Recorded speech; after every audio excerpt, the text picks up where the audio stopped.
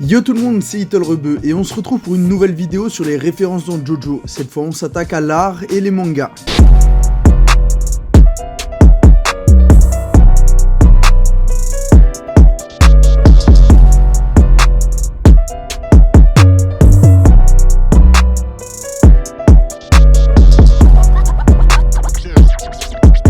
C'est parti pour un nouvel épisode sur du JoJo. On tape dans les références à l'art pour démarrer. Le domaine de l'art est directement relié à celui de la mode. Araki avait suivi une formation de styliste avant de devenir mangaka. Si jamais tu te demandais d'où venaient les tenues cheloues et extravagantes, t'as ta réponse. C'est clair que c'est autrement différent d'un chapeau de paille et d'un short en jean.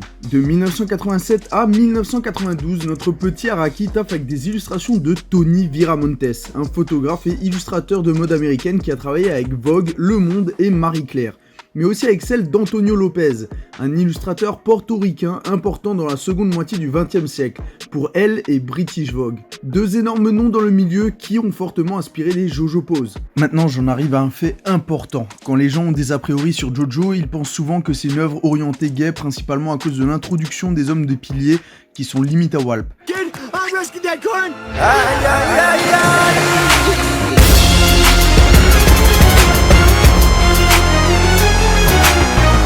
Mais pourquoi il a fait ça? Pour des raisons différentes des orientations sexuelles. Dans une interview du 4ème volume du JoJonium, Araki avoue s'être basé sur l'esthétique des statues grecques, romaines, du sphinx et des statues japonaises des dieux Nio, divinités gardiennes des temples bouddhistes. Il confie que c'est pour concéder des auras mythiques à des personnages. Araki, y a pas plus fort au niveau détail. Pas que des statues, Araki a une admiration pour les travaux de De Vinci et Michelangelo dans leur façon de représenter l'anatomie. Mais ce qui aura bouleversé sa vie, c'est un livre de Paul Gauguin que possédait son père. Gauguin, c'est loin d'être un joueur de foot de l'en avant Guingamp, c'est un peintre réputé pour l'utilisation de couleurs vives qui donnent une expressivité propre à ses tableaux, faisant partie du courant synthétisme. Le synthétisme, pour faire simple, c'est l'utilisation de la couleur en aplat. On applique une couleur brute uniforme sans variation de lumière avec une séparation de la couleur par un trait sombre. Les couleurs sont cloisonnées, la technique est issue du cloisonnisme. Ouais, je suis d'accord avec toi, ils se sont pas fait chier pour trouver des noms à leur courant. Sans la présence de perspective, toute l'œuvre se retrouve pensée et construite autour de la couleur. Araki a utilisé cette méthode des couleurs sur un bon paquet de jaquettes, avec l'utilisation d'autres techniques comme le pop art et l'inversion des couleurs.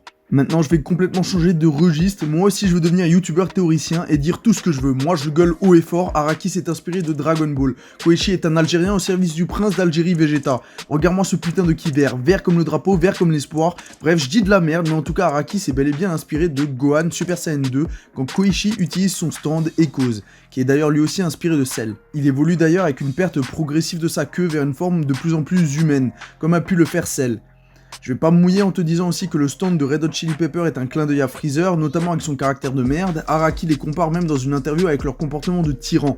Le stand de Ken Oyanagi est quant à lui inspiré de Boy to Man, de Robo 28, de Tetsujin 28, de Mitsuteru Yokoyama. Et le personnage de Jonathan Joestar est inspiré de Kenshiro dans Ken le Survivant, dont la publication a débuté en 1983. Kazuo Umetsu, créateur de l'école L'Emporté en 1972, a beaucoup influencé Araki. Dans Stardust Crusader, on retrouve plusieurs planches similaires à ce manga.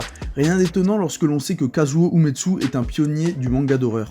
Et comme d'habitude, t'as droit à ta dose de culture bonus. C'est pas ma faute, on est comme ça chez moi, on donne toujours plus. Alors les gabarits dans JoJo viennent de l'inspiration des années 1980, avec une pop culture portée par des colosses que sont Stallone et Schwarzy, qui ont inspiré Jonathan et Dio. Araki se demandait qui était le plus fort, et vu la conclusion de la partie 1, il ne le sait toujours pas. Dans la partie jeux vidéo, c'est JoJo qui a inspiré les personnages de Street Fighter, Paul Naref, Lisa, Stroheim. Franchement, si c'est pas la classe d'avoir un de ces personnages dans un jeu vidéo, je vois pas ce qu'il te faut de plus. Enfin, la JoJo pose d'Araki sur ses photos, cadeau, ça provient de David Bowie. Enfin, la petite dernière provient de Yu-Gi-Oh! Avec le costume de lycéen de Yugi dans les toutes premières planches du manga. Il porte des croix égyptiennes au niveau des avant-bras et je te montre cette image pour que tu puisses te faire un avis là-dessus. Voilà, c'était la dernière partie des références aux œuvres dans JoJo. Sans ma pote Mathilde, cette série de vidéos n'aurait même pas vu le jour. Gros merci à elle et en plus, elle a un pin ce JoJo. N'hésite pas à liker, t'abonner et donner ton avis dans les commentaires. D'ici là, je te dis à la prochaine, prends bien soin de toi et ciao.